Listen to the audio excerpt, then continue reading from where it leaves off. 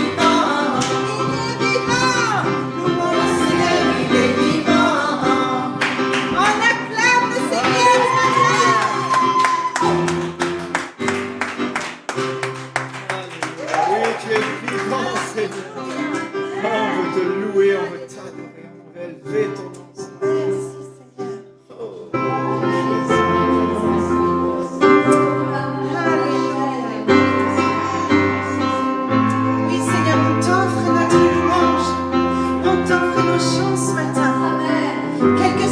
circonstances, Seigneur, nous comprenons que le plus grand sacrifice qui a de la valeur pour toi, c'est le sacrifice de louange.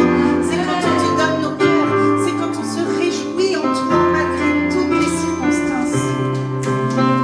Et Seigneur, nous voulons proclamer à notre âme ce matin de te bénir. Oh, quelle grâce, Seigneur, de pouvoir te louer.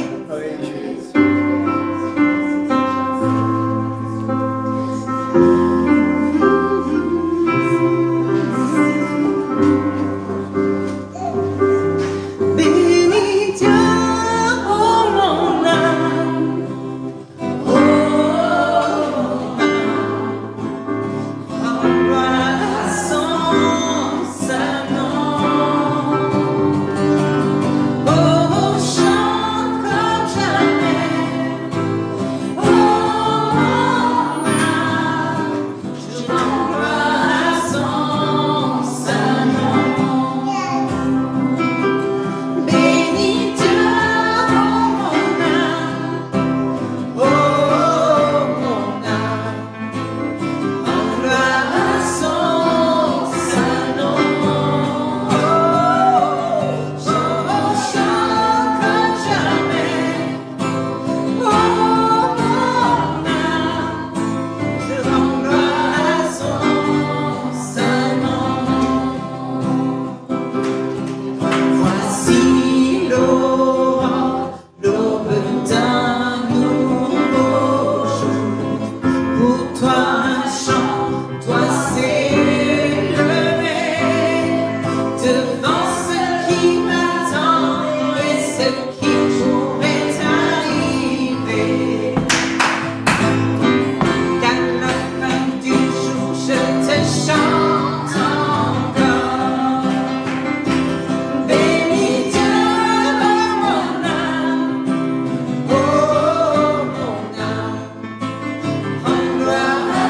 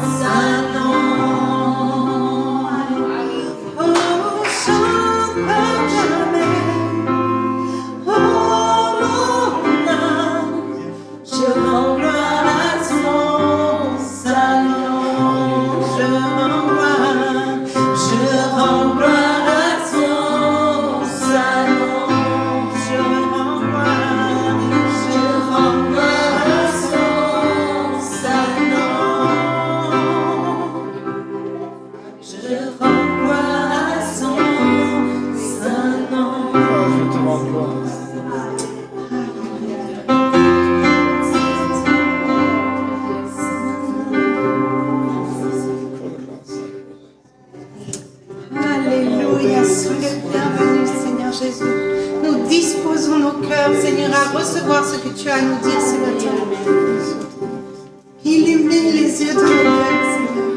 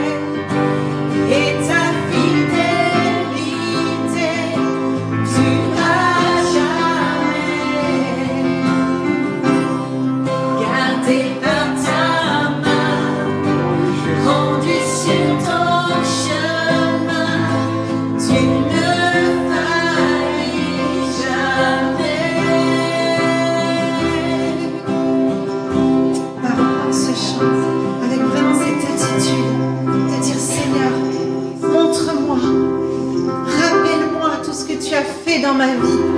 Montre-moi quand tu as agi que je ne t'ai pas vu, Seigneur. tu es tellement fidèle. Montre-moi toutes ces promesses qui se sont déjà accomplies dans ma vie, Seigneur. Tu es tellement fidèle. Alléluia. Nous tenons face au mur. Ta victoire était sûre. Tu ne nous as jamais laissés.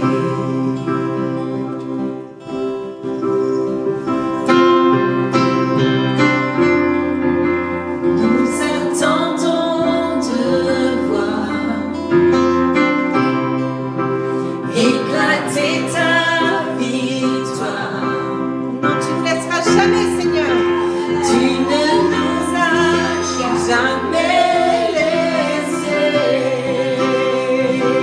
Ta promesse est vraie. Ta promesse est vraie. Et ta fidélité durera jamais. Gardez par ta main, conduis sur ton chemin. Tu ne faillis jamais.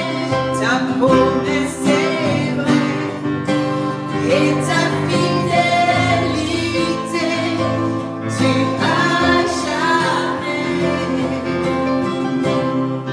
Gardez par ta main, conduis sur ton chemin. Tu ne faillis jamais.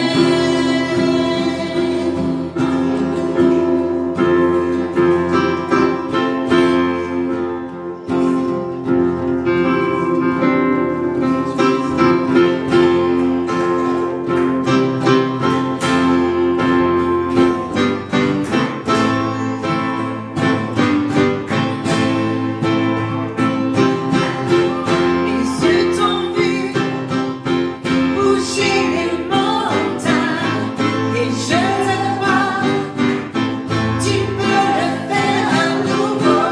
Dans le désert, tu traces la voie, et je le crois, tu peux le faire à nouveau.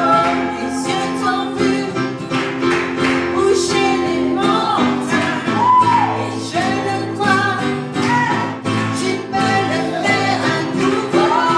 Dans le désert, tu traces la voie, et je le crois, tu peux le faire à nouveau. Les yeux t'ont vu bouger les montagnes, et je le crois, tu peux le faire à nouveau. Dans le désert, tu traces la voie, et je le crois, tu peux le faire à nouveau. Tu le feras à nouveau. Encore. Tu le feras à nouveau. Tu le feras à nouveau.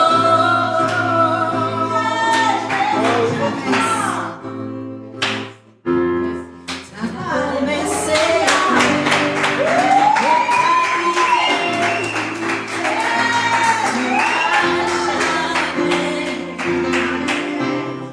gardez par ta main, conduis sur ton chemin.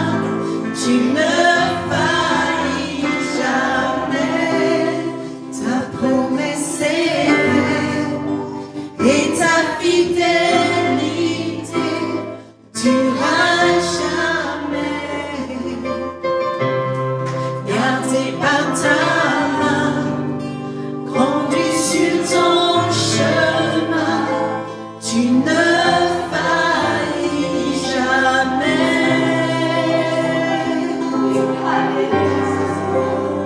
Oh, tu ne faillis jamais. La victoire est gagnée par le sang de Jésus.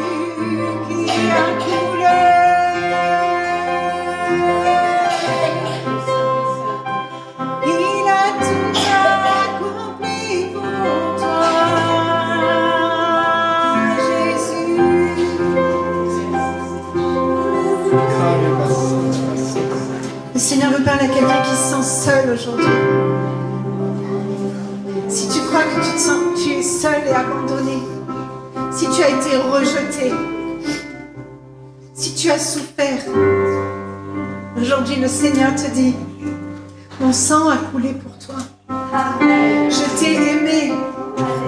Je t'ai aimé au point de faire couler mon sang pour toi. Il a tout accompli. Il n'y a plus de sacrifice à faire aujourd'hui. Tu peux t'approcher de Dieu.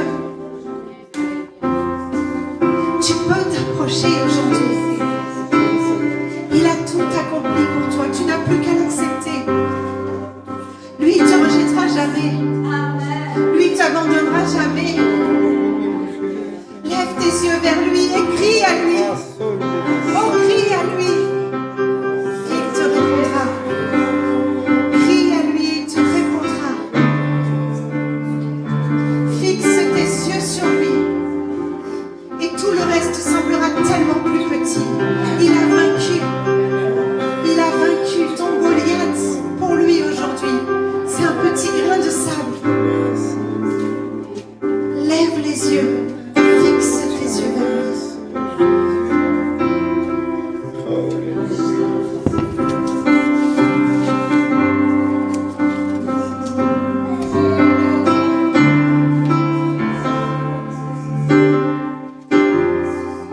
Les yeux fixés vers toi, j'oublie les problèmes autour de moi, t'adorer mon roi, être guidé vers toi. Les yeux fixés vers toi, j'oublie les problèmes autour de moi, pour t'adorer mon roi, être guidé par toi.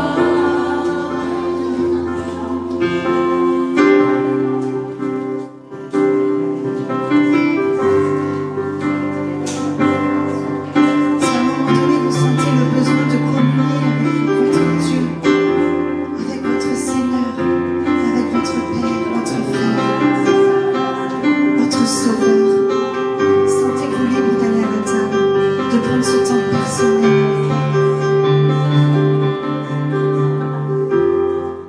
Je veux t'adorer, t'adorer. Je veux t'adorer, t'adorer. Je veux t'adorer, t'adorer. Seigneur, t'adorer. Je veux t'adorer, t'adorer. Je veux t'adorer, t'adorer. Je veux t'adorer, t'adorer. Seigneur, t'adorer. Les yeux fixés vers toi, j'oublie les problèmes autour de moi, pour t'adorer mon roi, et te guider par toi. Oh, les yeux fixés vers toi, j'oublie les problèmes autour de moi, pour t'adorer mon roi, et te guider par toi. Je veux t'adorer, t'adorer. Je veux t'adorer, t'adorer. Je veux t'adorer, t'adorer. Seigneur, t'adorer. Je veux t'adorer, t'adorer. Je veux t'adorer, t'adorer. Je veux t'adorer, t'adorer. Seigneur, t'adorer. Je veux t'adorer, t'adorer, Jésus. Je veux t'adorer, t'adorer. Je veux t'adorer, t'adorer. Seigneur, t'adorer, Jésus. Je veux t'adorer. Je veux t'adorer. Je veux t'adorer. Jésus, t'adorer. Je veux t'adorer, t'adorer. Je veux t'adorer, t'adorer. Je veux t'adorer, t'adorer. Seigneur, t'adorer.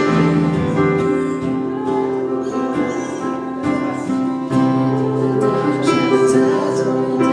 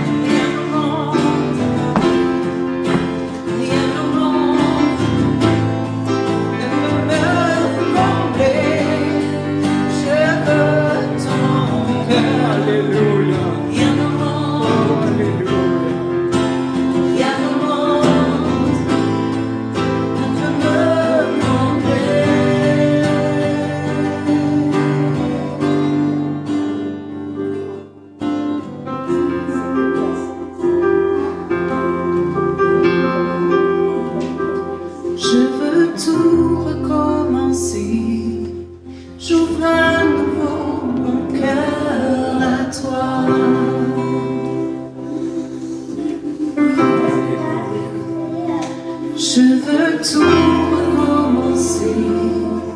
J'ouvre à nouveau mon cœur à toi. Alléluia. Oh, merci. Rien au monde peut me combler. Il n'y a que toi qui peux me combler. Merci pour ton amour, Seigneur. Merci pour ton regard bienveillant, Seigneur. Oh, il n'y a rien au monde. Il n'y a personne au monde qui m'aime plus que tu m'aimes, Seigneur. Il n'y a pas d'amour aussi grand, Seigneur. Tu es attentif, Seigneur, à chacun d'entre nous. Tout à l'heure dans la louange, on est là, on joue, on chante, on est concentré. Mais j'ai vu Alex qui a juste entendu son petit déon, qui a fait juste un petit bruit. Et il a tourné la tête. Parce que malgré tout, la musique, le chant, la concentration, il reconnaît la voix de son fils. Amen. Il reconnaît le cri de son fils. Et il tourne la tête. Il s'assure qu'il va bien. Il s'assure juste pour le voir. C'est ce que Dieu fait. Ne crains pas. Dieu t'aime. Le moindre cri, la moindre chose, il tourne sa tête, il te regarde. Le moindre petit détail ne lui échappe pas. Il veille sur ses enfants. Oh, et c'est ce Dieu-là que j'adore. C'est ce Dieu-là que j'élève. C'est ce Dieu-là qui est mon essentiel. Ai-je besoin d'autre chose que le Dieu de l'univers? Ai-je besoin d'autre chose que ce Dieu qui m'a guéri? Ce Dieu qui m'a restauré? Ai-je besoin d'autre chose? Non, absolument rien au monde. Que ce Dieu bienveillant, que ce Dieu rempli d'amour. Oh, merci Seigneur.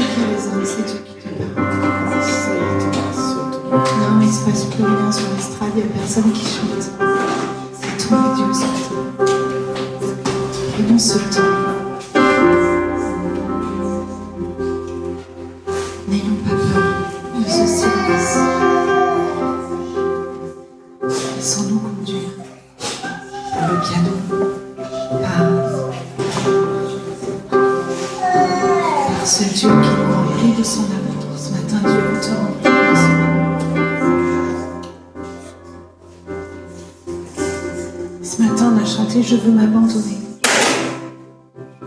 Et Dieu te dit, c'est pas. Ça ne veut pas dire je veux me laisser aller. dire je veux abandonner tout ce qui est à moi, mes envies, mes besoins, ce qui me plaît, pour me centrer sur toi. Oh Jésus. Je veux m'abandonner, ça ne veut pas dire je me laisse aller dans tes bras. Ça veut dire je crucifie ma personne pour me centrer sur toi, Seigneur.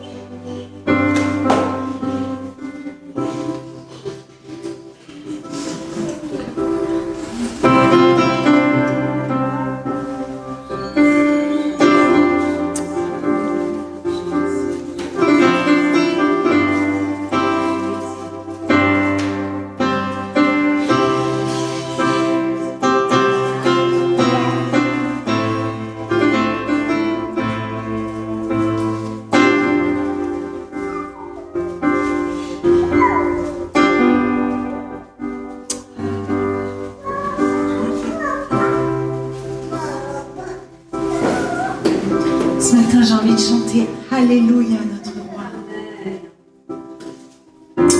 Alléluia. On va finir sur cette note. On va élever notre Dieu. Glorifier notre Dieu. Alléluia. Lui rendre gloire, honneur. Parce qu'il a vaincu. Il a vaincu ton péché. Il a vaincu la mort. Élevons-le au-dessus de tous les noms.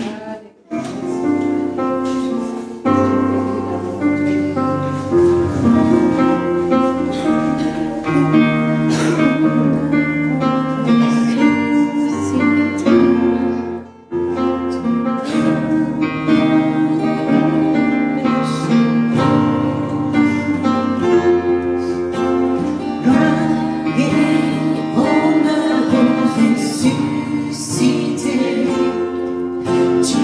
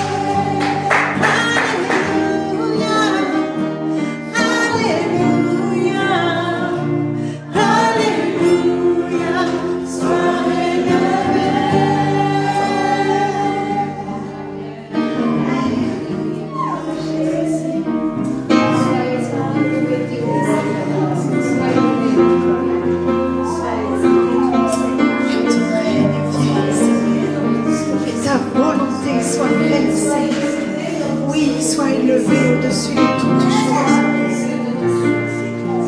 Que nos vies t'élèvent et te célèbrent, Seigneur.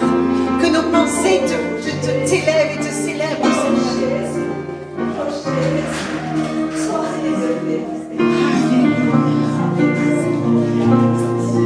Que nos paroles t'élèvent et te célèbrent.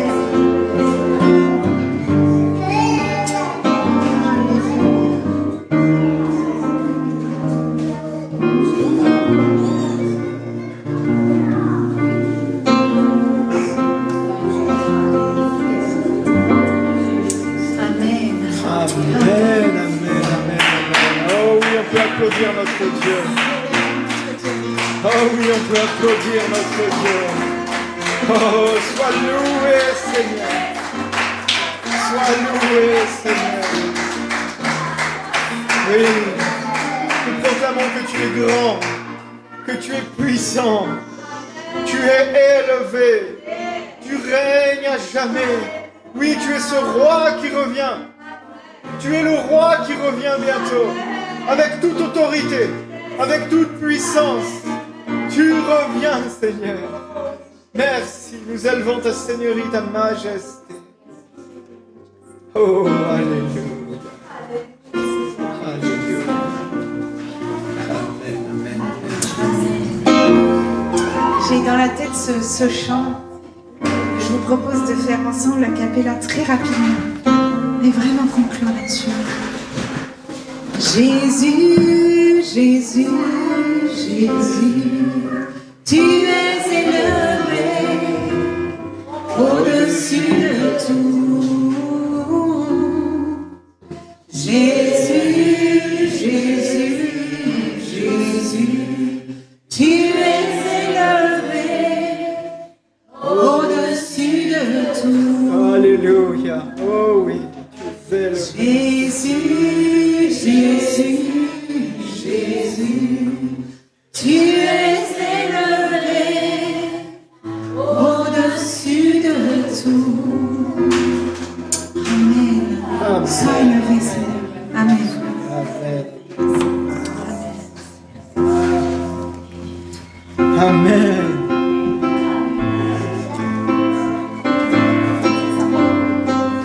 Il est fort, hein? Alléluia. Merci, Seigneur.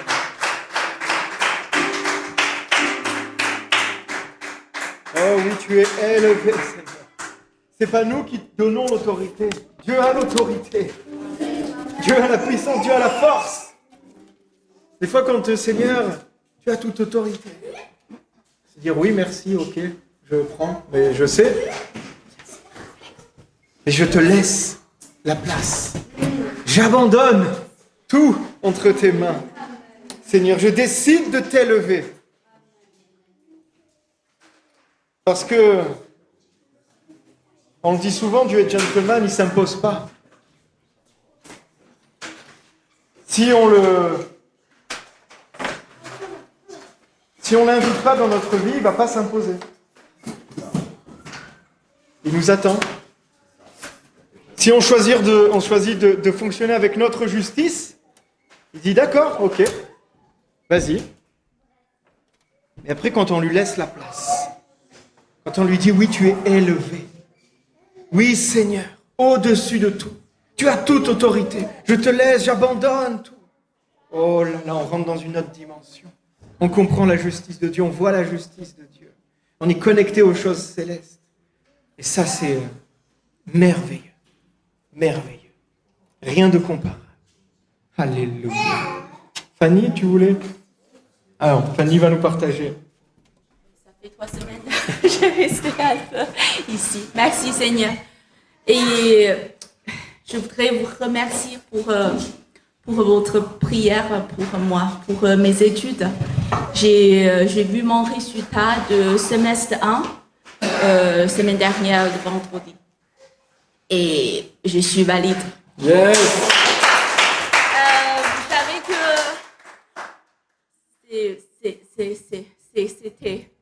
c'est aussi un travail de l'impossible. Presque chaque 2 jours, je me suis dans la salle je comprends presque rien. Et je dis, non, c'est pas possible, je vais arrêter. Mais après, Dieu me dit, non, je suis un Dieu de l'impossible. Yes. Voilà. Je pense que il m'a enlevé tout mon orgueil. Parce que quand en Chine, j'étais capable, j'étais fière de moi-même d'être très bonne compréhension à l'oreille, à ma tête aussi. Mais maintenant, ça marche plus du tout. Voilà. Ma prof de français m'a dit, tu as choisi deux, mais c'est pas mon choix, parce que c'est Dieu qui a choisi, qui m'a conduit dans ce chemin pour deux parcours assez compliqués. Mais merci pour votre prière et persévérance. Yes. Je continue. Voilà. Parce que je sais que c'est pas moi qui peut le faire. Si je suis Seigneur, il va faire des choses incroyables. Et je vais rester là de témoigner ce que il a fait par moi. Amen. Et il est fidèle. Amen. Il est fidèle. Et je vous remercie pour toute la prière et toute vos présences avec moi dans l'esprit. Merci.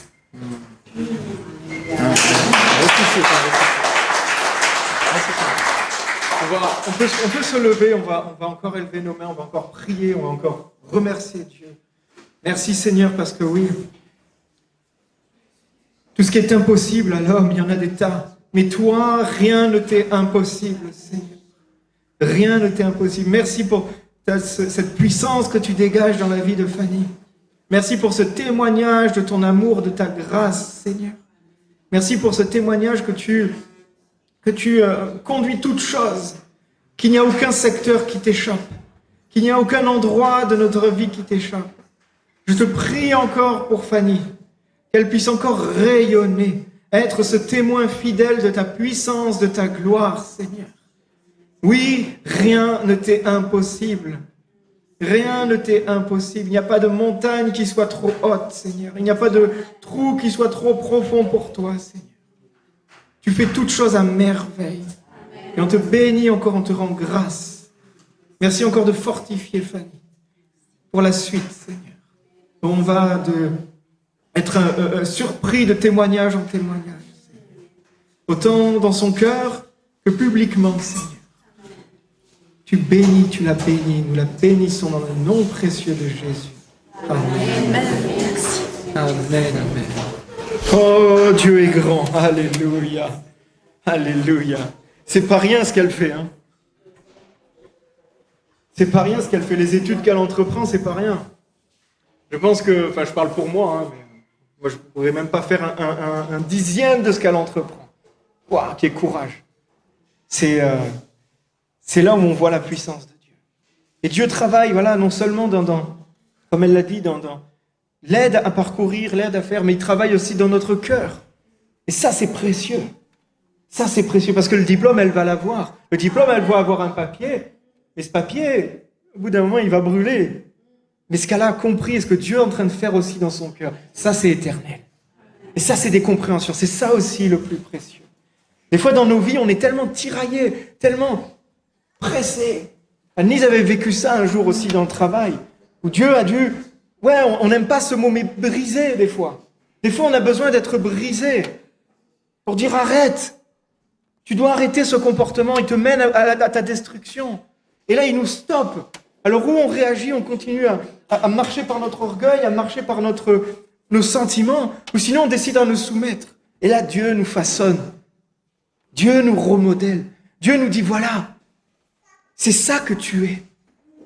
Et là, on trouve notre vraie identité. Et ça, c'est merveilleux. Et ça, c'est merveilleux. Merci Seigneur pour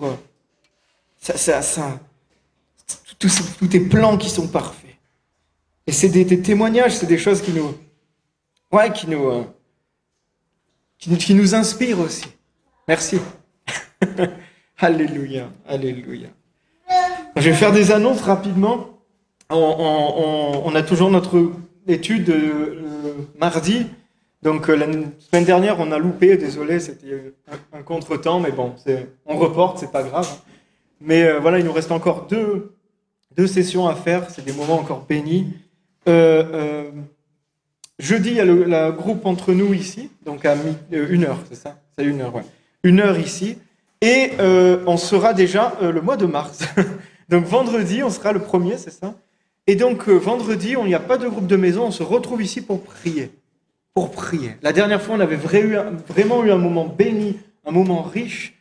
Et on va se retrouver ici, vraiment prenez ces dates, ces moments, privilégiez ces moments. C'est vraiment des moments où on communie avec Dieu, on communie avec nos frères et nos sœurs. La prière, c'est un pilier. Une maison ne peut pas tenir s'il manque des piliers.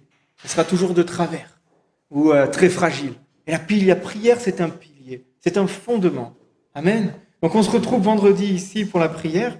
Donc du coup, il n'y aura pas la prière samedi.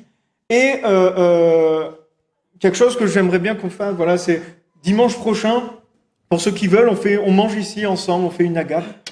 Donc ceux qui veulent ramener quelque chose, on passe un peu de temps ensemble. Voilà, c'est pour communier, pour être ensemble, pour passer du temps, pour parler, pour échanger, pour prier les uns pour les autres et pour se bénir. Et voilà, c'est l'église primitive, souvent on essaye de regarder comment ils étaient, comment ils font. Ils passaient énormément de temps ensemble. Ils communiaient énormément ensemble. Ils étaient presque dans les mêmes maisons. Ils vivaient ensemble et il se passait des choses. Parce que l'esprit est là aussi. Quand on est, des fois, on mange avec... tout à l'heure, on va passer un temps aussi à la maison avec certains. C'est des temps de bénédiction. Dieu est là.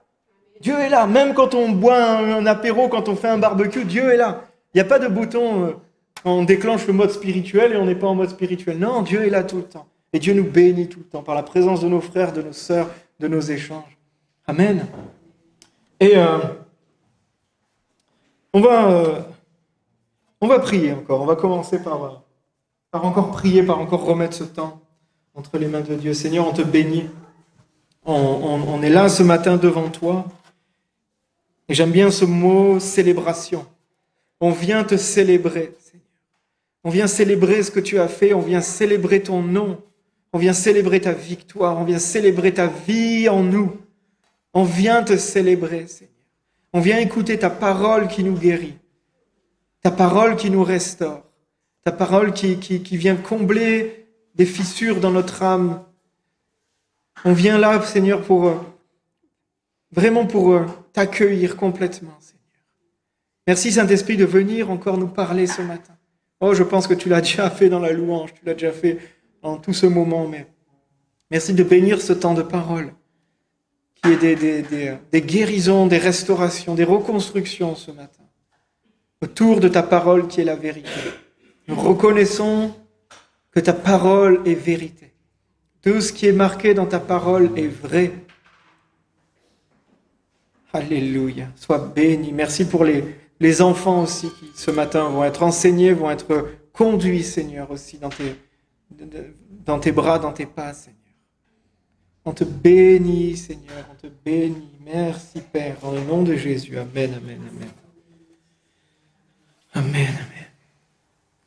Donc, ce matin, j'aimerais bien juste qu'on revienne et qu'on se rappelle d'une notion qui était forte sur mon cœur juste au début de l'année. Et j'ai vraiment ressenti que des choses se mettaient en mouvement, en place dans l'Église, dans chacune de nos vies, personnellement, mais que c'est une saison, donc on avait parlé de saison, c'était pour le jour des baptêmes que je crois que j'avais partagé ça. Souvent, nous, on raisonne en termes de temps, on dit une année, mais ça, c'est notre façon de mettre des limites aux choses. Et Dieu fonctionne des fois en saison. Il y a des saisons. Ça se limite pas des fois à une année, ça peut durer 6 mois, des fois ça peut durer 10 ans, j'espère pas, des fois, pour des mauvaises saisons. Mais Dieu fonctionne en saison. Et là, sur mon cœur, je pense qu'on est vraiment dans une saison où Dieu nous travaille et Dieu veut vraiment qu'on soit de plus en plus proche de lui, de plus en plus zélé pour lui. Le zèle, ça veut dire avoir un amour fou. Avoir un amour qui déborde, avoir un amour tellement puissant, tellement fort, qui jaillit de nos vies. Être zélé. Dieu nous appelle en ce moment à avoir une consécration nouvelle. Une consécration différente. Les consécrations qu'on avait avant, elles sont ce qu'elles sont, elles nous ont amenés là où on en est. Mais maintenant, Dieu nous demande un pas en plus. Une consécration en plus. C'est une saison où il va y avoir des fruits.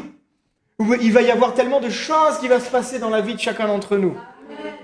Mais c'est une saison qui va être exigeante. Parce que quand il y a les fruits qui arrivent, quand on voit une plante qui est belle, les ravageurs essayent de venir aussi. Essayent de venir l'attaquer. Les ravageurs, ils viennent pas quand la plante, elle est enfouie sous la terre. Là, ils attendent, ils regardent de loin. Mais là, vos plantes sont en train de commencer à porter des bourgeons, commencer à avoir des belles feuilles. Et là, les ravageurs essayent d'arriver, essayent de venir. Ah, tiens, c'est bon ça là-bas, on va essayer de voler. C'est pour ça que c'est une saison qui va demander une exigence particulière, une consécration particulière, un choix particulier. Mais ce n'est pas en vain. Ça veut dire qu'il y a quelque chose qui se passe, ça veut dire qu'il y a des fruits qui arrivent, ça veut dire qu'il y a une vague qui arrive. Alors on prend notre planche, alors je passe des légumes au surf, mais on prend notre planche et on attend la vague. On est préparé pour surfer sur cette vague, parce qu'on est préparé, on est formé. Amen. Il y a tout, on a parlé depuis quelque temps de ça, de cette notion aussi de la sainteté de Dieu, de la grandeur de Dieu, du respect qu'on doit avoir pour Dieu.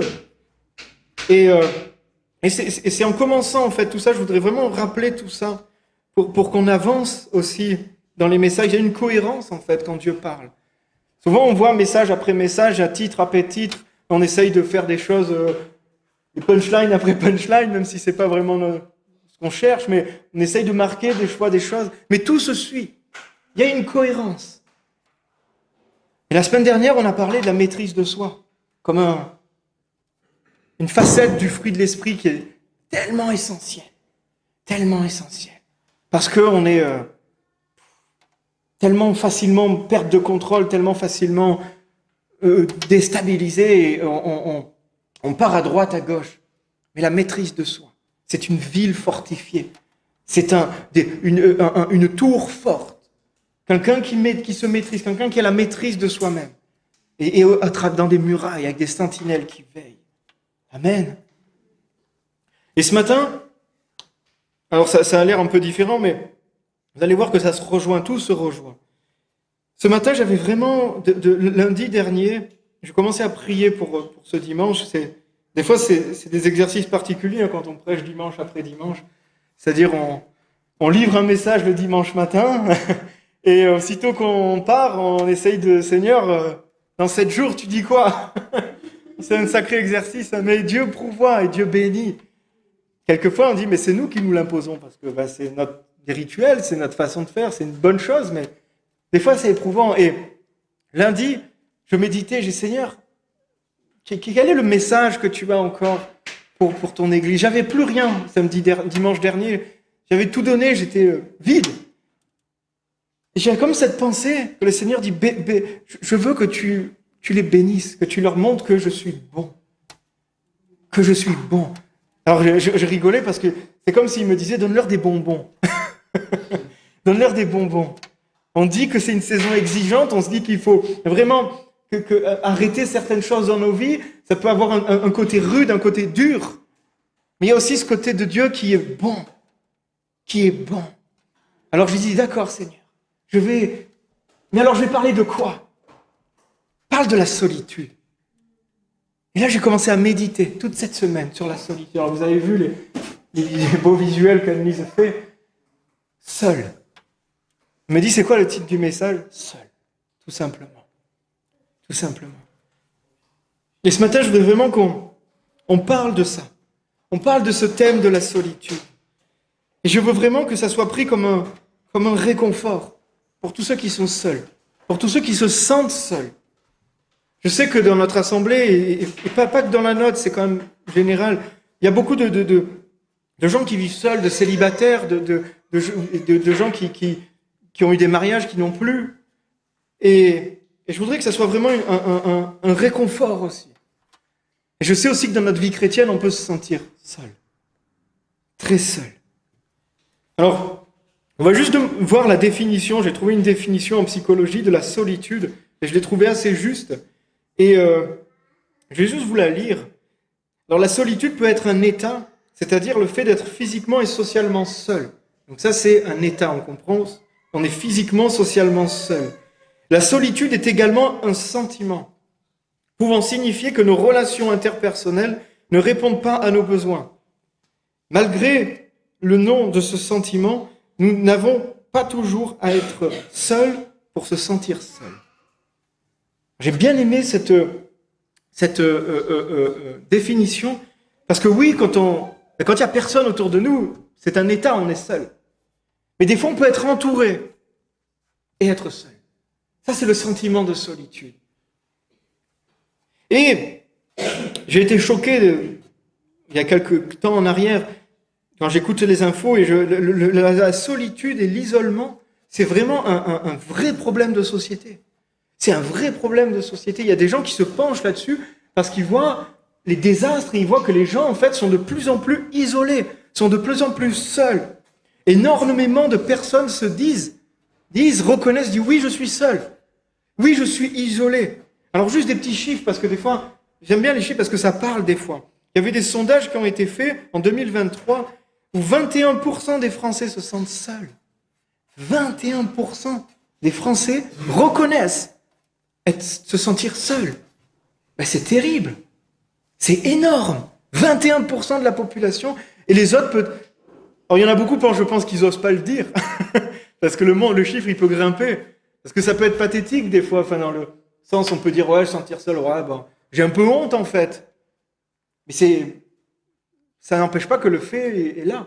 Et qu'il y a des personnes qui se sentent seules, qui sont seules. Une personne sur trois est en situation de fragilité émotionnelle. Une personne sur trois est fragile émotionnellement à cause de la solitude. C'est énorme. Si on compte là, vous imaginez, 1 sur 3, on fait 1, 2, 3, 1, 2, 3, 1. C'est énorme. Et alors, j'ai un chiffre aussi qui m'a percuté aussi. Et en période de vacances d'été. Donc, chez les jeunes de moins de 25 ans, il y a 45% qui sentent un sentiment de solitude. La moitié. Pour les moins de 25 ans, quand il y a l'été qui arrive, les vacances qui arrivent, il y a tout un tas de liens sociaux établis, comme l'école, comme le sport, comme ça, qui s'arrêtent. Même nous, des fois l'été, ici, on fait une coupure. Et ils n'ont plus rien. Il n'y a plus rien d'autre. 45%, la moitié des moins de 25 ans se sentent seuls l'été. Enfin, je ne sais pas vous, mais moi, c'est des choses qui me... Quand j'ai entendu ces chiffres, j'ai entendu des gens qui parlaient de ça, qui alertaient sur ça, ça m'a brisé le cœur. Je me suis dit, waouh, on s'occupe de tant de choses dans notre société, on essaye de remuer tant de choses. Et en même temps, on laisse tellement de gens seuls. Tellement de gens sont mis à l'écart. Et ça a des conséquences qui sont vraiment très graves. Sur la santé émotionnelle, c'est à l'origine de dépression, ça peut être même à l'origine de suicide, c'est à l'origine de vraiment de choses dans notre santé physique important, notre santé mentale, émotionnelle important. Il y en a, ils sont tellement brisés en fait, ils sont tellement isolés qu'ils deviennent handicapés mais émotionnellement. C'est-à-dire qu'ils n'arrivent même plus à avoir des relations avec les gens, c'est coupé en fait. Il y a comme un malaise, il y a comme des blessures qui n'arrivent même plus à entretenir une relation. Alors dans un monde où on est hyper connecté, souvent on entend ça, l'hyperconnexion. On est connecté avec une tablette, on est connecté avec un téléphone, et si ça suffit pas, on a la montre qui nous connecte aussi, on fait des lunettes qui nous connectent, on veut mettre des implants dans la tête qui nous connectent. Waouh, on veut nous connecter. Dans ce monde où on est connecté, en fait, en réalité, on est isolé. Isolé. Loin les uns des autres. Il y a une distance entre les hommes. Il y a une distance entre même des fois les frères et sœurs. Et en fait, quand on remarque, c'est qu'il y a quelque chose qui se met entre, en fait. Il y a un média qui se met entre, il y a un réseau qui se met entre, il y a un appareil qui se met entre nos relations. C'est pour ça que j'ai vraiment à cœur de développer au moins un dimanche par mois, et je vous le dis sincèrement, ma vision pour ça, c'est que tous les dimanches, s'il y en a qui veulent rester manger ensemble, ils restent manger ensemble. Il n'y a pas besoin de mettre une date fixe. Là, c'est mon cœur. Et qu'on finit la célébration et allez, on mange ensemble.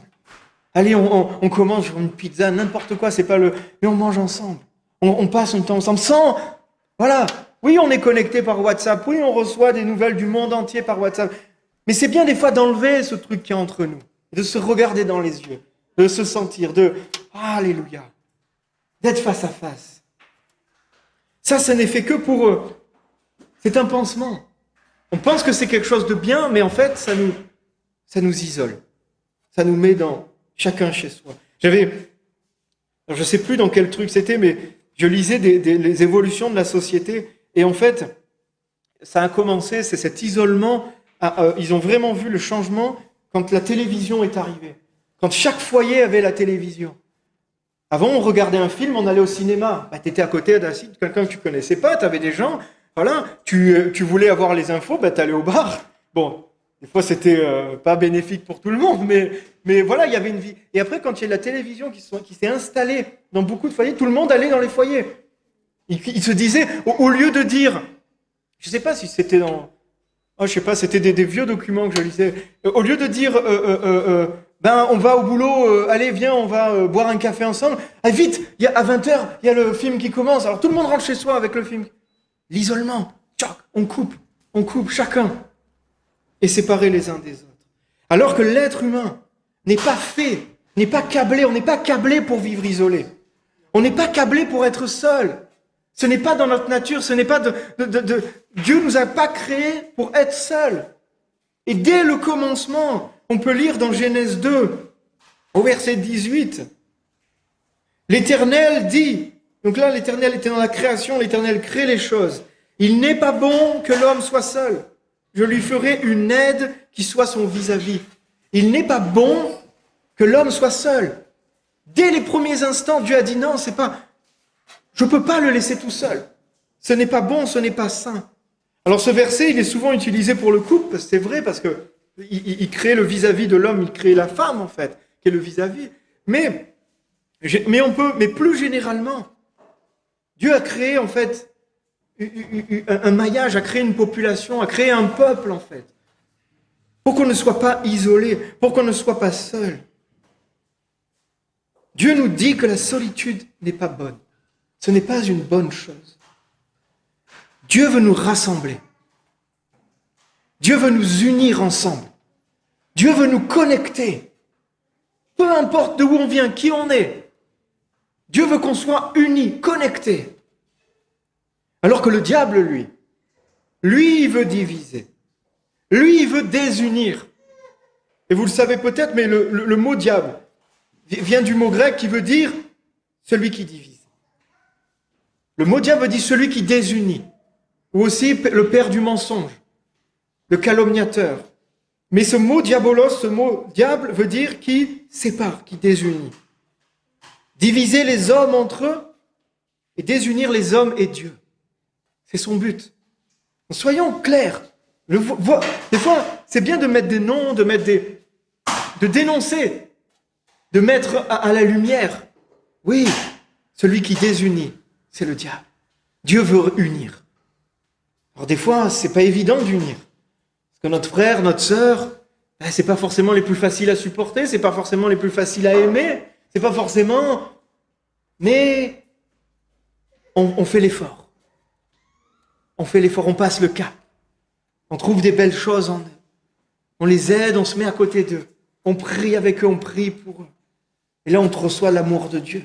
On reçoit quelque chose et on avance comme ça. Parce que c'est ce que Dieu veut. Attention au rejet. Des fois, on peut rejeter si facilement. Et ça, c'est le travail du diable. Parce qu'une personne ne convient pas, parce qu'une personne, on la met à l'écart très rapidement. Oh, ça peut briser, mais c'est aussi une tactique pour justement repousser. J'aime bien cette image. Le frère Christian nous l'a partagé, je crois, dans la semaine, que Dieu nous rassemble comme une poule rassemble ses poussins sous ses ailes. Alors il rigolait parce qu'il dit, ouais, Toi, je sais que ça te parle, parce que j'ai des poules à la maison et j'aime bien, quand j'ai l'occasion, on fait venir des poussins et on voit la poule, comment elle fait. Une poule, tu peux l'attraper, ça va. Quand elle a les poussins, ah là, c'est une furie. Hein. Il faut mettre des gants pour l'attraper, hein, parce que des fois, quand tu es à côté, tu les embêtes un peu, elles te piquent en disant mais quand elles ont les poussins, elles t'ouvrent les mains. Hein. Ça devient... Elles se mettent comme ça, elles se gonflent. Elles mettent les poussins se cachent. Dieu, c'est ça. Il rassemble. Il appelle et il rassemble. Et c'est ce que Jésus, en fait, cette parole, c'était Jésus qui disait ça sur Jérusalem. Il dit combien de fois Jérusalem qui tue les prophètes, qui tue les hommes de Dieu. Combien de fois j'ai voulu vous rassembler, comme une poule rassemble ses poussins. Combien de fois je suis venu vers vous pour vous rassembler, mais vous ne l'avez pas voulu. Mais vous ne l'avez pas voulu. Et de ce fait, il y a des choses un poussin seul au milieu d'un champ, je ne vous fais pas un dessin, hein. Il a toutes les chances de finir mal. Mais Dieu veut nous rassembler. Alléluia. Amen, amen, amen. Alors je voudrais qu'on va avancer dans... Il y a vraiment deux axes en fait qui m'ont frappé quand je méditais. La solitude n'est pas une bonne chose. La solitude n'est pas voulue de Dieu, mais cependant il y a une solitude choisie et positive. Il y a une solitude quand on choisit une solitude, un moment où on doit s'écarter qui est positive. On peut parler de la solitude, de la mise à l'écart quand on prie. Le Seigneur nous demande ça. Jésus se mettait à l'écart pour prier. Jésus, pendant un moment, se mettait à l'écart pour méditer. Il y avait un moment, il s'écartait. Il disait, non, je dois prendre un temps personnel. Je dois m'isoler un petit peu. On peut lire ça dans Matthieu 14, au verset 22. C'est marqué... Alors, je t'ai pas donné les versets, Jean-Pierre, désolé, on fait ça en live, mais c'est bien d'avoir vos Bibles aussi. C'est bien d'avoir vos Bibles, vérifiez ce qu'on dit. Vérifiez les paroles qu'on donne. Amen. Faut pas vous faire balader, pas vous faire tromper. Bon, je vais pas... Et là, c'est ce que disait Paul, il y avait une église où ils vérifiaient, ils écoutaient, ils lisaient, si c'est vrai. Lisons la parole, vérifions la parole de Dieu.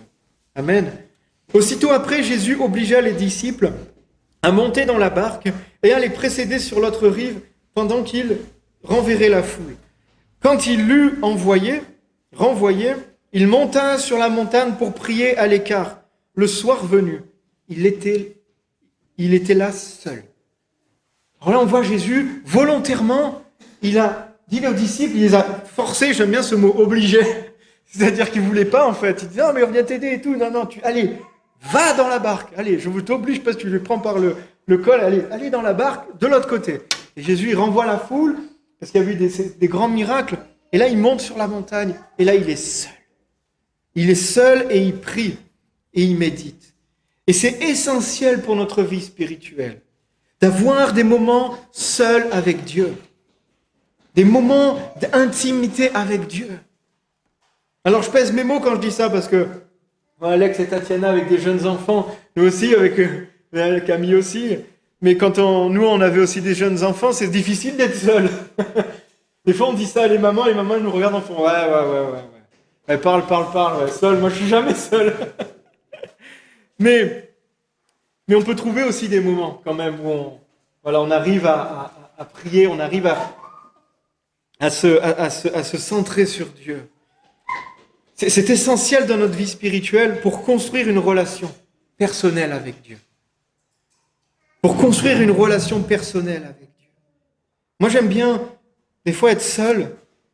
J'ai pas forcément projeté de dire, allez, je vais là, et là, je vais prier, non, mais juste, je m'isole. Et là, c'est comme si je me dis, tiens, je vais faire un tête-à-tête avec Dieu. Je vais juste passer un moment de cœur à cœur avec Dieu. Sans forcément...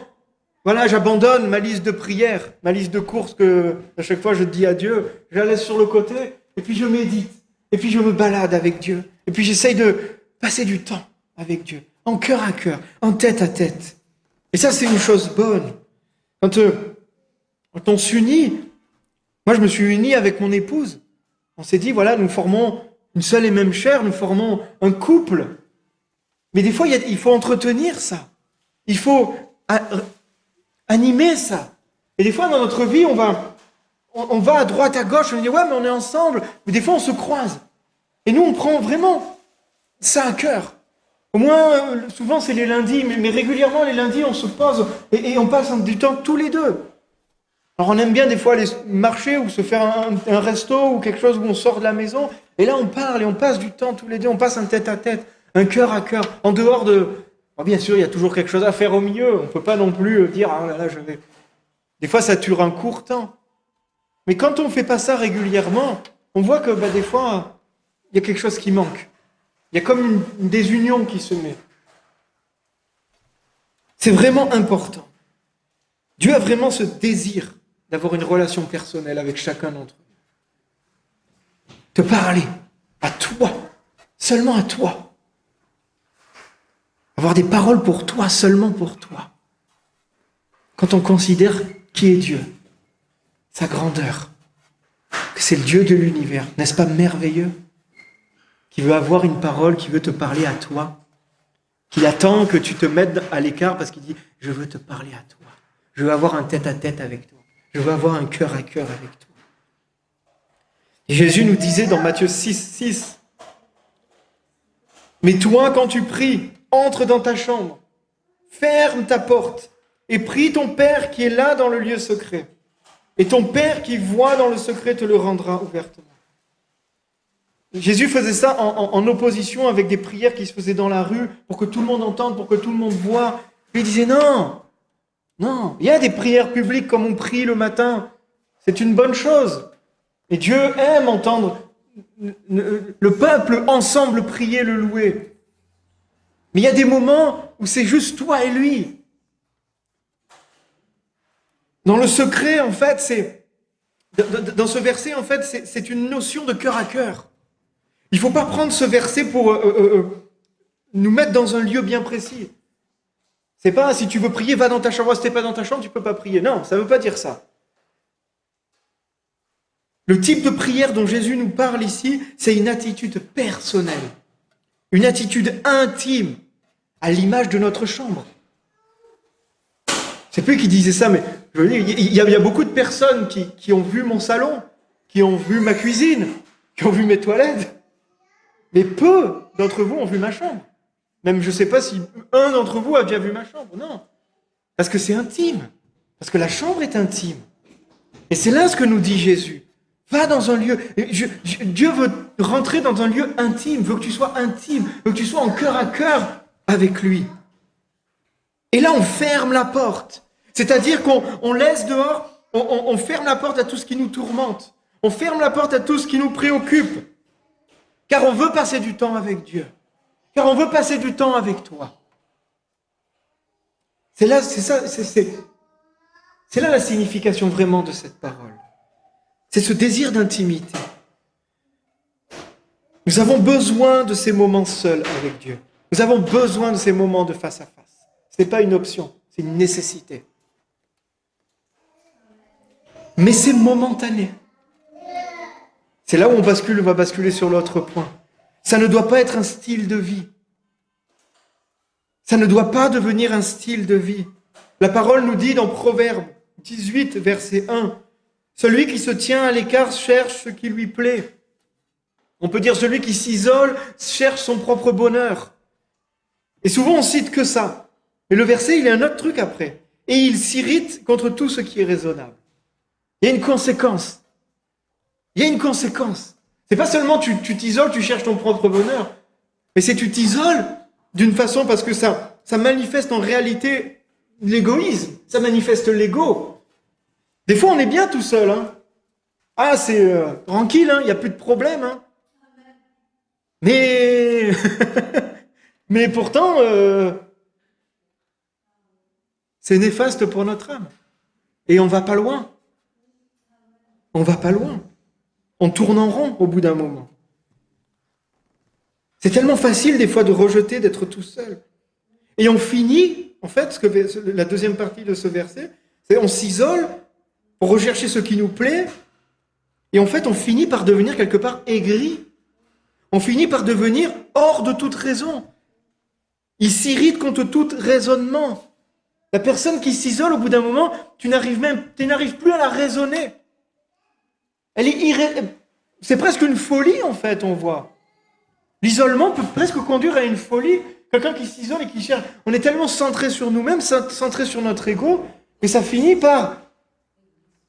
Voilà, égoïste, on finit par perdre la raison. Moi, ce verset, il m'interpelle. Ce verset, il m'interpelle, parce qu'au bout d'un moment, il y a une conséquence à ça. Il est bon de s'isoler des fois. Il est bon de se mettre à l'écart des fois. Mais pour un court temps. Pour juste un moment. Et il y a la parole qui dit aussi, pour les couples, ne vous privez pas l'un de l'autre. Si ce n'est pour la prière. Mais une fois ça, revenez ensemble, restez soudés. Je crois que de mémoire, de peur que le diable vienne tenter, le diable vienne s'immiscer entre. Juste pour la prière, on se met chacun de son côté. Il faut prier ensemble, les couples. Mais des fois, pour la prière, on se met chacun de son côté. Et après, dès que c'est fini, hop là, on se remet ensemble. Parce que si on reste éloigné, il y a quelqu'un qui va se mettre au milieu. Oh, et il ne va pas venir pour nous bénir, il va venir pour nous détruire. La solitude comme ça est momentanée. Amen, amen. Et après, il y a une solitude aussi, bien sûr. Celle que l'on subit. Celle qui est qualifiée vraiment comme une souffrance. Et ça, il faut mettre les mots des fois dessus. Oui, la solitude est une souffrance dans ce monde. Est une souffrance de ce monde. On peut souffrir de la solitude à cause de beaucoup de choses. D'une tragédie, d'un décès. On voit des gens qui souffrent de la solitude parce qu'ils ont perdu un être cher. Ils ont perdu un divorce, quelque chose. On peut souffrir de la solitude aussi à cause de notre foi. Le fait de se tourner vers Dieu, le fait de choisir Dieu, eh bien, il y en a qui ne nous suivent plus. Il y en a qui nous... Il vous dit, mais tu n'es plus comme avant. Et je ne te reconnais plus. Ah, pourquoi tu as changé comme ça? Moi, je trouve que c'est bon de changer. Quelqu'un qui ne change jamais, ben, c'est triste. On évolue, on vieillit, notre corps vieillit. On change quoi qu'il arrive. Quoi qu'il arrive, les saisons de notre vie, ce qui se passe dans nos vies nous fait changer. Autant changer en bien. Amen, autant changer avec Dieu. Mais des fois, notre foi nous isole.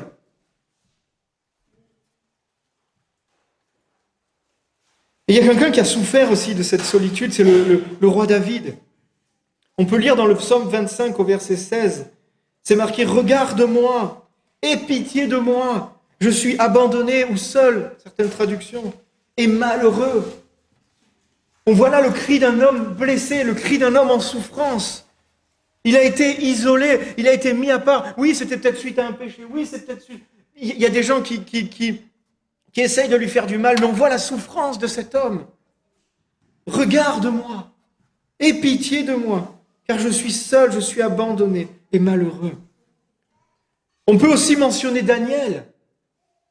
Daniel qui, en restant fidèle à Dieu, en restant fidèle à ses principes, on l'a jeté dans une fosse avec des lions. Oh, il n'y avait plus personne. Ils étaient seuls. Il avait fait quoi de mal, Daniel? À part de rester fidèle à ses valeurs, de rester fidèle à son Dieu. Il a été piégé, il a été manipulé. Enfin, ils ont manipulé le roi. Il s'est retrouvé seul avec des lions. Quand tu es jeté dans une fosse, en face des bêtes sauvages, ah ouais, là tu te sens très seul, petit et seul, dépourvu. Mais on connaît l'histoire. Les anges étaient là. Dieu était là. L'Éternel l'a gardé. Il a fermé la bouche des lions et il est sorti indemne. Mais la solitude était vraiment une souffrance pour eux. Et il y en a tellement de personnages bibliques. Je crois que tous les hommes de Dieu sont passés par des moments de solitude. Là, je prends vraiment des points particuliers, parce que c'est ceux qui me venaient à l'esprit quand je méditais, mais il y en a tellement et tellement. C'était vraiment une souffrance pour eux. Et ô combien ils auraient aimé, à ce moment-là, avoir un ami sur lequel s'appuyer, sur lequel compter. Ô combien ils auraient aimé.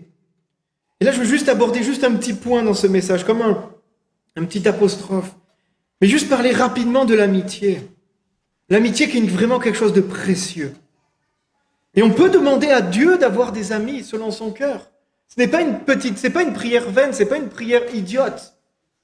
On en avait parlé pendant l'étude biblique, il y avait tout un passage sur l'amitié, et on avait vu à quel point l'amitié est quelque chose de fort, quelque chose de précieux. Et c'est une prière qu'on n'a pas l'habitude de faire. Et je pense que c'est un tort. Car je pense du plus profond de mon cœur que c'est une prière qui est inspirée par le Saint-Esprit. Je te prie, Seigneur, de mettre à côté de moi un ami selon ton cœur. Est-ce qu'on peut prier ça? Prenez cette prière pour vous. Et de prier à Dieu ça.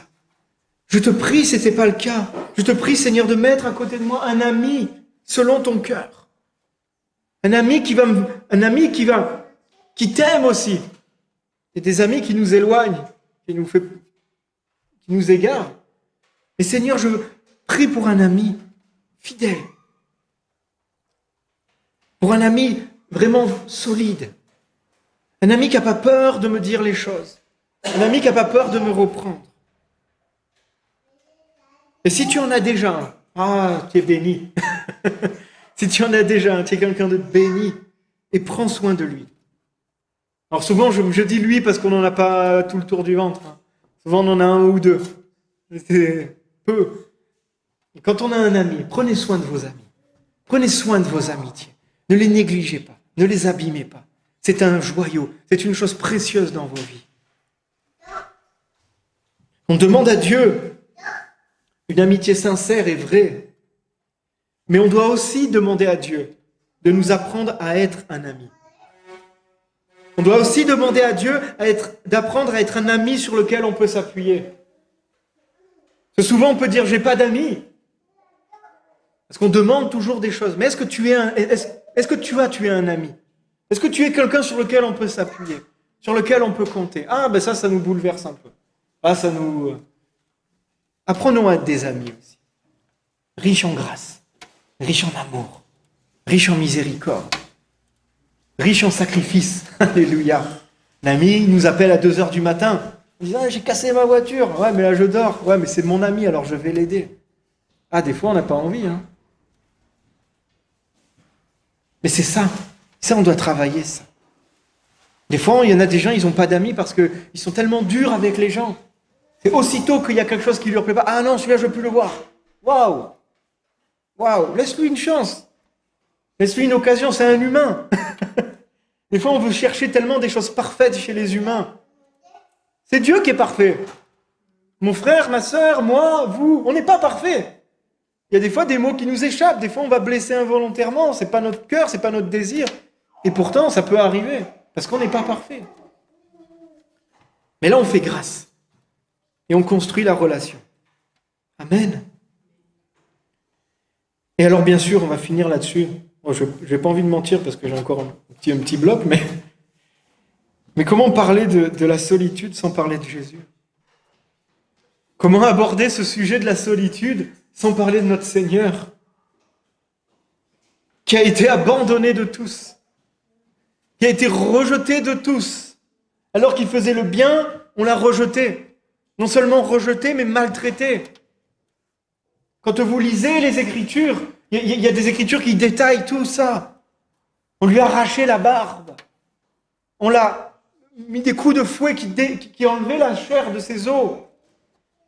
Ah, des fois on n'aime pas dire ça. Mais c'est pourtant ce qui s'est passé.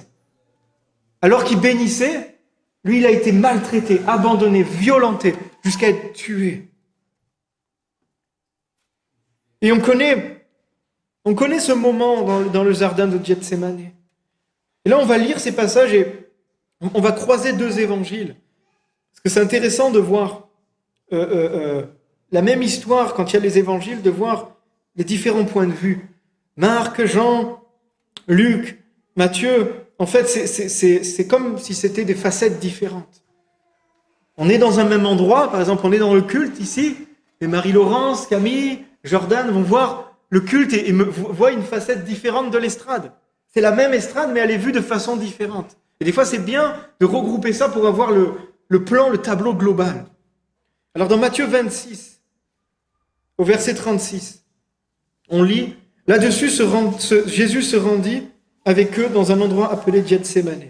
Il dit aux disciples, « Asseyez-vous ici pendant que je m'éloigne pour prier. » Il prit avec lui Pierre et 2 des fils de Zébédée. Et il commença à être saisi de tristesse et d'angoisse. On voit l'humanité de Jésus. Jésus n'était pas froid. Non, Jésus était plein d'émotions. Il ne se laissait pas diriger par elle, mais il avait des émotions. Et là, il était rempli de tristesse, d'angoisse. Il leur dit alors, « Mon âme est triste à en mourir. Restez ici éveillés avec moi. » Puis il avança de quelques pas, se jeta le visage contre terre et fit cette prière. « Mon Père, si cela est possible, que cette coupe s'éloigne de moi. Toutefois, non pas ce que je veux, mais ce que tu veux. » Il revient vers ses disciples, qu'il trouva endormis, et dit à Pierre, « Vous n'avez donc pas pu rester éveillés une seule heure avec moi? Restez vigilants et priez pour ne pas céder à la tentation. L'esprit est bien disposé, mais la nature de l'homme est faible. » Il s'éloigna une deuxième fois et fit cette prière. « Mon Père, s'il n'est pas possible que cette coupe s'éloigne de moi sans que je la boive, que ta volonté soit faite. » Il revint et les trouva encore endormis, car ils avaient les paupières lourdes. Il les quitta, s'éloigna de nouveau et pria pour la 3e fois, répétant les mêmes paroles. Puis il revient vers ses disciples et il leur dit, « Vous dormez maintenant et vous vous reposez. Voici l'heure est proche et le Fils de l'homme est livré entre les mains des pécheurs. Levez-vous, allons-y. Celui qui me trahit s'approche. » Waouh! Moi, quel passage fort quand même de la vie de Jésus. Quel passage fort où on voit notre Seigneur cheminer. Quand je lis ces paroles, je vois que Jésus, là, il avait besoin de ses disciples. Il avait besoin de ses disciples. Il avait besoin de ses amis. Il les avait appelés mes amis. Vous êtes mes amis. Et c'est ce qu'il leur a dit. Il leur a dit, mon âme est triste à en mourir. Restez ici, éveillés avec moi. Restez avec moi, il leur a dit. Restez éveillés, s'il vous plaît. J'ai besoin des amis. J'ai besoin de quelqu'un. J'ai besoin de vous à côté de moi pour me soutenir, pour m'aider, pour prier avec moi. Et là, qu'est-ce qu'on voit? Ils dorment. Ils étaient là, mais ils n'étaient pas là. Physiquement, ils étaient là en train de dormir, mais ils n'étaient pas là. Malgré leur présence, Jésus s'est retrouvé seul. Malgré une insistance, 3 fois, il s'est retrouvé seul face à son combat. Il s'est retrouvé seul face à sa lutte. Et là, on va croiser un autre évangile. On va aller dans Luc 22, verset 42. C'est marqué en disant, « Père, si tu voulais éloigner de moi cette coupe toutefois, non pas ta volonté, non pas ma volonté qui se fasse, mais la tienne. » Donc là, on voit une autre parole. On voit cette même parole qui est répétée. Et là, dans cet évangile, on voit qu'il y a un fait différent. Donc, verset 43. « Alors un ange lui apparut du ciel pour le fortifier. » Alors un ange lui apparut du ciel pour le fortifier.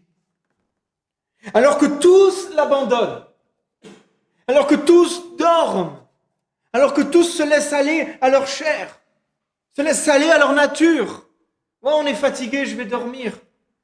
Alors que tous l'abandonnent, lui, Dieu le Père est là. Dieu le Père veille sur lui. Et je me dis, ça c'est une réflexion personnelle, mais si les disciples avaient été là, est-ce que Jésus aurait eu besoin d'un ange? Je ne sais pas. On peut dire peut-être pas. Peut-être pas. Dieu a envoyé l'ange. Peut-être parce que personne n'était là. Et il respecte sa parole, Dieu. Il respecte parce que quand tout le monde l'abandonne, lui, Dieu est là. Même si mon père et ma mère viendraient à m'abandonner, dit la parole, l'Éternel m'accueillera. C'est le psaume 27, verset 10. Psaume 27, verset 10. Même si mon père et ma mère viennent à m'abandonner. L'Éternel m'accueillera. Le psaume 68, versets 5 et 6. Le Père des orphelins, le défenseur des veuves, c'est Dieu dans sa demeure sainte. Dieu donne une famille à ceux qui étaient abandonnés. On l'a pris, on en a parlé hier. Adélaïde est venue du Portugal avec une valise. Elle connaissait personne. Et Dieu y a donné une famille. C'est ce qu'elle témoigne. Amen. C'est la vérité. Dieu est fidèle à sa parole. Dieu donne une famille à ceux qui étaient abandonnés. Il délivre les captifs. Il les rend heureux. Seuls les rebelles habitent dans des lieux arides. Là, c'est le choix aussi. Il ne t'impose pas d'être dans sa famille. Mais les rebelles, ils sont dans les lieux arides. On va encore lire un verset. Ésaïe 49, verset 15. Une femme oublie-t-elle l'enfant qu'elle a allaité? N'a-t-elle pas pitié du fruit de ses entrailles? Quand elle l'oublierait? Quand elle l'oublierait, moi, je ne t'oublierai point.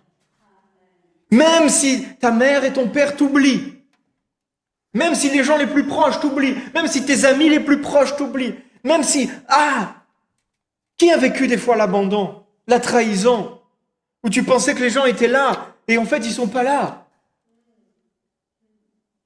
Quand bien même tes parents, Dieu dit, moi, je ne t'oublierai point. Alléluia. Alléluia. Ça, c'est des paroles qu'on puisse noter ces versets. Psaume 27, verset 10. Psaume 68, versets 5 et 6. Ésaïe 49, 15. Oh, j'en ai trouvé des centaines. Il y en a des centaines qui parlent de ça. Quand on se sent seul, quand on a ce sentiment de solitude, au lieu de nourrir ça, on lit ces paroles et on s'entretient avec ces paroles. Et là, on change, on inverse la vapeur. Mais on va finir juste avec ce verset. Jésus dit à ses disciples, dans Jean 16, verset 32, « Voici que l'heure vient, et elle est déjà venue, où vous serez dispersés, chacun de votre côté, et vous me laisserez seul. » Jésus le savait. Jésus le savait. Ça ne l'a pas empêché d'être angoissé, ça ne l'a pas empêché d'être blessé, ça ne l'a pas empêché d'aller les chercher, d'essayer de les qui soient avec lui, etc. Jésus savait qu'il y a un moment, c'est l'avant-croix un peu de Gethsémane. Hein. Rappelez-vous, il a sué du sang tellement qu'il était pris, tellement que le poids du péché tombait sur lui. Il savait qu'il allait être seul. Quand bien même les gens autour de toi t'abandonnent, quand bien même tes plus proches, ceux que tu croyais les plus fidèles, te laissent seul. Il dit, vous me laisserez seul. Cependant, je ne suis pas seul. Car le Père est avec moi. Et je voudrais vous laisser sur cette parole. Tu peux dire, oui, les gens m'abandonnent. Les gens me laissent seul. Mais quand bien même tu n'es pas seul. Tu n'es pas seul. Nous ne sommes pas seuls. Nous ne sommes pas seuls. Même, si tu vois rien, tu n'es pas seul. Quand bien même tout le monde m'abandonne, quand bien même je suis délaissé, quand bien même je suis trahi, cependant je ne suis pas seul. Quand tu ressens ce sentiment de solitude, méfions-nous de nos sentiments. Il y a le pasteur Buis qui dit le sentiment, des fois il nous ment. C'est juste une impression des fois. Parce que oui, quand on est là, quand on dit je suis seul, oui, peut-être des hommes. Et c'est des choses que Jésus a dit, vous vivrez des choses difficiles. Et le verset 33, s'il te plaît.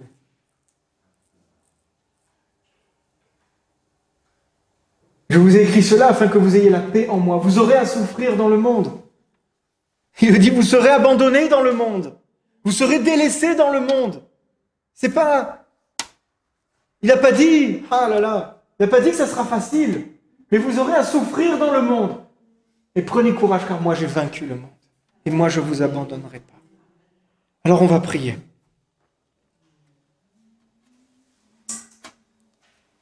Oui, Père éternel, je veux te prier, Père, avec ces mots. Oui, on peut t'appeler Abba, on peut t'appeler Papa. Et c'est ces mots-là que je veux choisir dans cette prière. Car tu es ce Père qui n'abandonne aucun de ses enfants. Tu es ce Père parfait qui prend soin de chacun d'entre nous. Là où des gens nous ont déçus, même notre famille proche, nos parents, nos amis, nos frères, nos sœurs,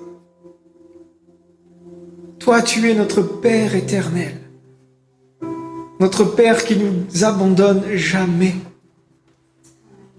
Je prie que ça se grave dans nos cœurs, mais vraiment comme une marque indélébile, que ces versets qu'on a lus deviennent pas seulement une parole, mais deviennent vraiment un réma, deviennent vraiment une parole qui prend vie dans nos cœurs. On ne veut pas être soumis aux mensonges. Oui, les hommes peuvent nous abandonner. Mais quand bien même les hommes nous abandonnent, on peut dire qu'on n'est pas seul. Proclame, je ne suis pas seul. Je ne suis pas seul. Je ne suis pas seul. Alléluia. Parce que tu veilles sur moi. Parce que tu es avec moi. Parce que tu as promis et ta promesse est vraie. Et ta promesse est certaine. Oh, je veux chasser tous ces sentiments de solitude. Tous ces sentiments qui font nourrir en moi une tristesse. Qui font que ma tête se penche, que je suis abattu. Me sentant incompris. Seigneur, viens guérir mon cœur. Viens guérir nos cœurs. Viens guérir ton peuple ce matin.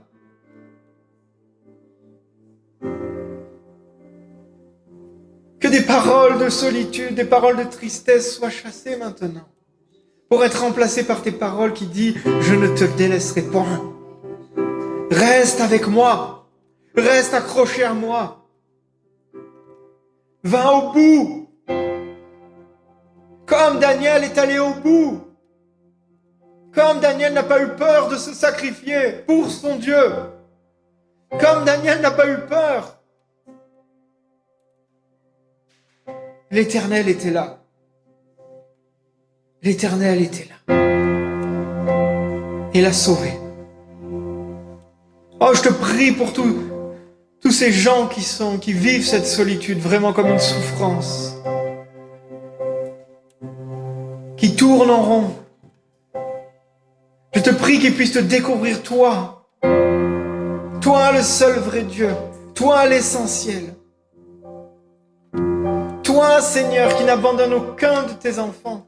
On peut lire tant et tant de récits, de témoignages, de gens qui étaient dans les prisons, de gens qui étaient plus que seuls, maltraités, et qui témoignent que Dieu était avec eux. Parce que c'est la vérité. Dieu était avec eux. Dieu est pour toi, pas contre toi. Il est venu pour te sauver. Il est venu parce qu'il a envie d'être avec toi. Pas pour juger, mais pour sauver. Pour sauver. Alléluia. Oui, je veux déclarer qu'avant j'étais seul, mais maintenant Jésus est avec moi. Tu peux l'inviter dans ta vie si tu n'as pas encore fait cette démarche. Ouvrir cette porte à Jésus. Et Seigneur, rentre je t'accueille tel que je suis. Jésus n'a pas peur de qui tu es, il sait très bien qui tu es. Il veut juste que tu l'invites. Oh, alléluia. Je prie que chacun d'entre nous vivons vraiment une relation personnelle. Qu'on puisse faire vraiment une rencontre personnelle puissante. Et que ça soit un marqueur dans notre âme, dans notre esprit. Où on peut dire, là je suis certain que tu es avec moi. Que tes yeux sont sur moi. Alléluia. Alléluia.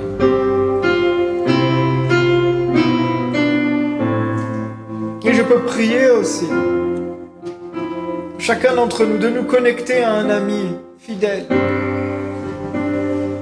À un ami qui nous tire vers le haut. À un ami qui nous aime. Seigneur, mets sur notre route, mets sur la route de mes bien-aimés, sur la mienne, des amis fidèles avec lesquels on peut travailler pour ton royaume, avancer main dans la main, nous confier les uns aux autres. Et je te prie, Père, de bénir tous mes frères et sœurs aussi qui sont dans le célibat et qui souffrent de cette situation. Je te prie, Seigneur, pour qu'ils restent attachés à ta parole. Je te prie pour qu'ils ne se livrent pas dans des relations toxiques, ou au premier qui passe, mais vraiment qu'il y ait un discernement, une sagesse. Je te prie qu'ils soient heureux simplement avec toi. Simplement avec toi. On l'a chanté. Rien au monde. Il n'y a rien au monde. Il n'y a rien d'autre que toi, Jésus. Et même si tout passe, même si tout s'en va, tant que tu es avec moi, je suis heureux. Alléluia. Oh, merci, Jésus. Merci pour ta présence en ce lieu.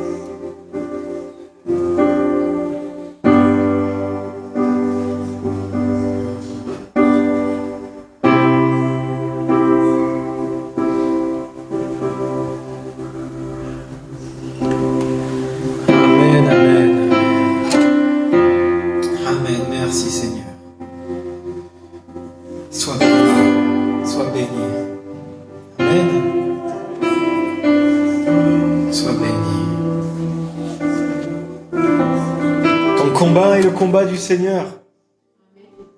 Amen. Ton combat est le combat du Seigneur. Tu n'es pas seul. Il te dit persévère. Accroche-toi. Persévère. Alléluia. Il est dans la barque, mes amis. Il est dans la barque. Amen. Soyez bénis. Passez une bonne semaine. Bénis, bénis, bénis.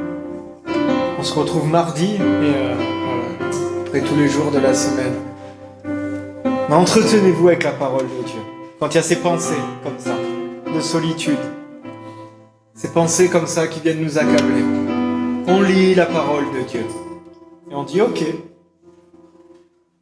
eux ils m'abandonnent, mais lui jamais. Amen.